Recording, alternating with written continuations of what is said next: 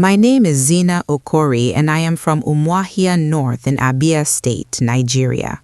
For 11 years of my life, I served as what we called a resource siphoning operative in a hidden witchcraft circle that focused entirely on draining prosperity from Christian families. My assignment was not sickness, not accident, not death. My assignment was money.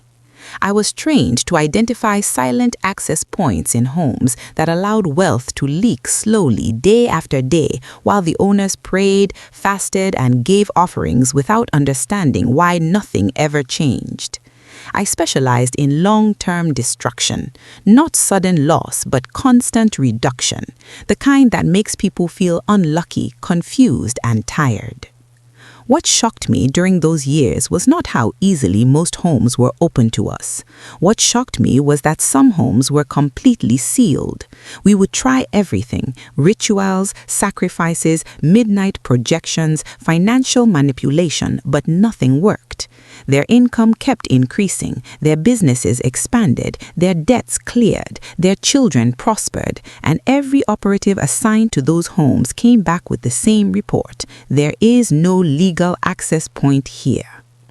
Today, I am exposing the 4 silent financial doors that exist in many Christian homes, doors believers do not pray about because they do not even know they are open.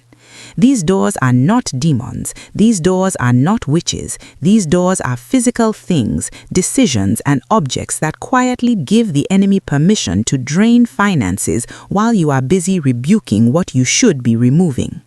If money enters your life but never stays, if income increases but peace does not, if you work harder every year but remain in the same place, if savings disappear through emergencies, if contracts collapse at the last moment, if opportunities slip away repeatedly, then listen carefully, because one or more of these doors may be open in your home right now. The first door is unused money that has lost purpose. In the spirit realm, money is movement. Money that stops moving sends a signal. During my training, we were taught to locate forgotten currency, coins left in jars, notes hidden in books, emergency money stored and never touched, cash kept as memory, not as resource. When money becomes sentimental, it becomes stagnant, and stagnant money attracts devourers. I remember a family in Aba. The husband ran a spare parts business. The wife sold fabrics. They earned well, but nothing lasted. When we observed their home, we found old envelopes filled with cash hidden in drawers, money received during ceremonies, birthdays, weddings, condolence visits. The wife believed keeping it untouched honored the giver, but spiritually it signaled neglect. We attached a consumption spirit to that money, not to steal it directly, but to pull active money toward inactivity. Customers delayed payments, stock remained unsold, profits stalled. Within a year, their business slowed dramatically. The door was closed accidentally. The woman's aunt visited and insisted the house be cleaned thoroughly. When she found the envelopes, she asked why money was sleeping. The question pierced the woman's heart. That same week, she released the money. Some was invested, some was given, some was spent wisely. Within weeks, financial flow returned. When we attempted to re-enter, we could not. The signal had changed. Money must move or it begins to work against you. The second door is records of past struggle kept alive. Many believers keep evidence of hardship, loan files from years ago, receipts of debts already paid, letters of rejection, bankruptcy documents, legal disputes, even salary slips from seasons of lack. In the spirit realm, these are not neutral papers, they are memories with authority. We used these documents as anchors. We did not attack current income, we attacked the future by reminding the spirit of the past.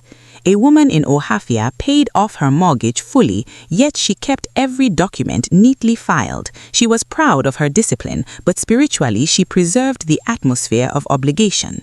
We delayed her promotion, caused payroll errors, blocked benefits. Every time her file drawer opened, the door stayed open.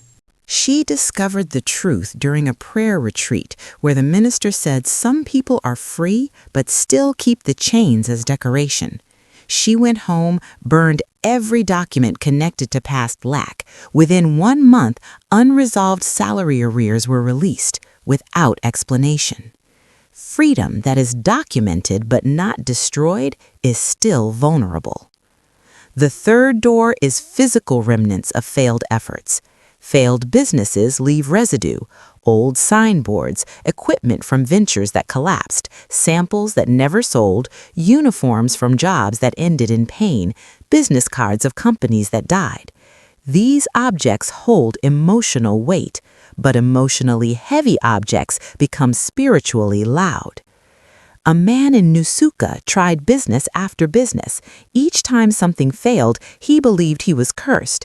What he did not know was that his storeroom was full of failure relics. Every broken attempt still had a seat in his house. We simply activated what was already there. Every new idea followed the old pattern. When a visiting pastor asked him to empty the storeroom, he resisted until he realized nothing new was working. He burned everything. From that moment, the pattern broke. His next venture succeeded, not because luck changed, but because history lost its grip. You cannot build tomorrow while keeping yesterday's ruins. The fourth door is inherited or gifted objects with unknown origins. This door is the most dangerous because it hides behind honor, sentiment, and family tradition. Objects carry stories. Furniture carries atmospheres. Tools carry outcomes. When you bring something into your home, you also bring its past. We planted many assignments through gifts, items given with good intentions but dark history, furniture from homes filled with conflict, equipment from failed businesses, inherited objects tied to ancestral covenants. I remember a trader in Umuahia who inherited a metal cabinet from a deceased relative. She used it to store cash and documents. Unknown to her, the cabinet had been used in ritual storage. Her business declined steadily. When she removed and destroyed the cabinet, everything reversed. Not everything old is valuable. Some things are expired spiritually. Now listen carefully. This is the part many people miss. Closing these doors does not require fear. It requires awareness. Once a door is closed, the legal right ends immediately. Darkness cannot operate where permission is revoked. I want to speak directly to you. If any of these things exist in your home, unused money, records of past lack, remnants of failure, inherited items you do not fully understand, then today is not an accident. Your breakthrough is not blocked by prayer level, it is blocked by access points. Say this quietly or loudly wherever you are. Father, I acknowledge what I did not see. I close every financial door, knowingly or unknowingly.